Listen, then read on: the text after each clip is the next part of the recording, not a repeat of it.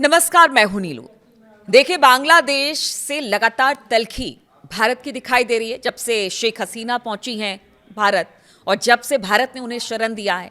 अब एक बार फिर से ये जो तल्खी है बढ़ रही है, और ये बढ़ने का कारण क्या है? कल की प्रेस कॉन्फ्रेंस। जी हाँ, बांग्लादेश में हिंसक छात्र आंदोलन के बाद शेख हसीना की सरकार के तख्ता पलट के बुधवार के बाद से बुधवार 5 अगस्त को 2 साल पूरे हुए हैं तख्ता पलट को।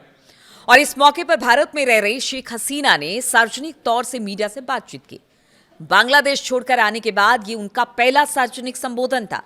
भारत की राजधानी में इस कार्यक्रम के बाद बांग्लादेश भड़का हुआ है और इसे देश की संप्रभुता का अपमान बताया जा रहा है। वहीं एक्सपर्ट का कहना है कि भारत ने तारिक रहमान सरकार को साफ संदेश दिया है। नई दिल्ली में आयोजित इस प्रेस कॉन्फ्रेंस में हसीना वर्चुअली जुड़ी। इसमें कैमरों को बंद रखा गया था, वो ऑडियो के जरिए संपर्क में थी। इस दौरान उन्होंने एक बार फिर दोहराया कि वो इस साल दिसंबर तक बांग्लादेश वापस लौटने वाली हैं, भले उन्हें फांसी पर ही क्यों ना लटका दिया जाए। हसीना ने कहा कि 2 साल से उनके लोग दर्द झेल रहे हैं। उन्होंने ये भी कहा कि झूठे मुकदमों और मौत की सजा से वो नहीं डरती हैं। हसीना के संबोधन पर बांग्लादेश के तारिक रहमान सरकार जो है अब तिलमिला गई है।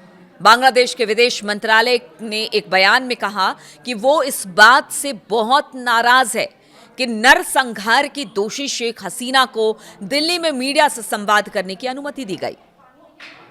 बांग्लादेश ने इसे देश की संप्रभुता और जुलाई विद्रोह में मारे गए लोगों का अपमान बताया।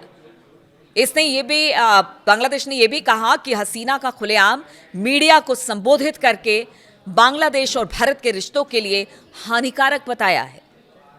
यानी वो इसका दुहाई दे रहे हैं कि देखिए, ये रिश्ते अगर बांग्लादेश से आपको अच्छा बनाना है तो आपको ये सब बंद करना पड़ेगा। वो भारत को चेता रहे हैं।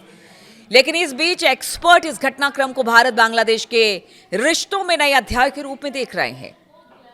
देखिए, कुछ एक्सपर्ट बताते हैं कि भारत ने पिछले साल से रणनीतिक संयम बनाए रखा है बांग्लादेश को लेकर, और इस प्रेस कॉन्फ्रेंस के साथ भारत असल में आक्रामक रुख अपना रहा है।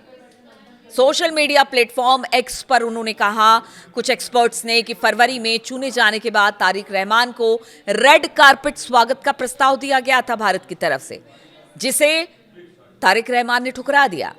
अब अगर वो आते हैं तो उन्हें हसीना के साए में ही आना होगा।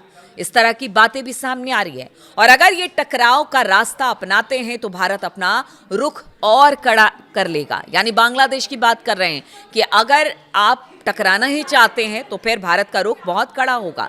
हालांकि यही इशारा कर रहे हैं ये सारी बातें।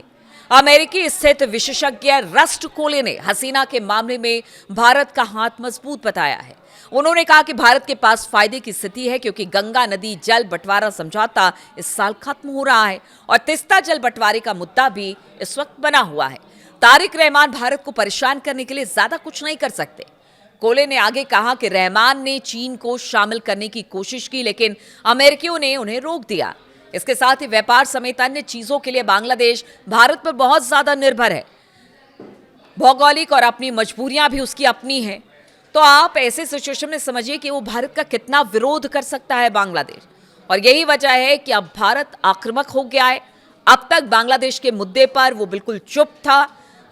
शेख हसीना को पनाह देने पर लगातार बांग्लादेश की तरफ से बयान आते रहे, लेकिन अब भारत ने आक्रामक रुख अपनाया है। और कल जिस तरह से शेख हसीना ने अपनी एक प्रेस कॉन्फ्रेंस की और उन्होंने कहा कि दिसंबर में वो बांग्लादेश जा रही हैं, चाहे उन्हें फांसी पर ही क्यों ना लटका दिया जाए, तो ये एक तरह से कह लीजिए कि भारत की तरफ से ये बताने की कोशिश है कि देखिए, अगर आप कड़ा संदेश देने की कोशिश करेंगे तो भारत उससे भी कुछ कड़े कदम उठाएगा।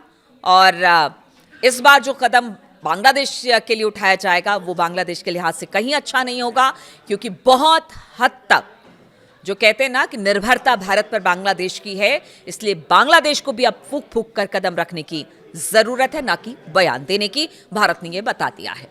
बहुत बहुत शुक्रिया मेरे साथ इस वीडियो में शामिल होने के लिए।